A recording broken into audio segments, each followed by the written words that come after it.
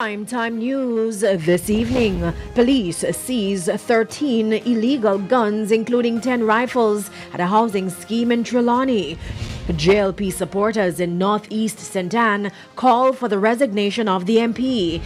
And later, farmers in limbo as hundreds of tons of sugarcane at risk of going to waste.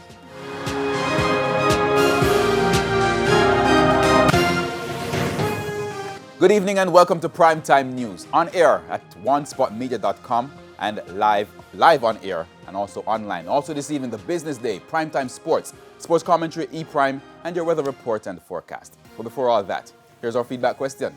This evening we're asking, after failing to qualify for the World Cup, what changes do you believe need to be made to improve the national football program? You can share your comments online, facebook.com/televisionjamaica, or tweet at TelevisionJam1.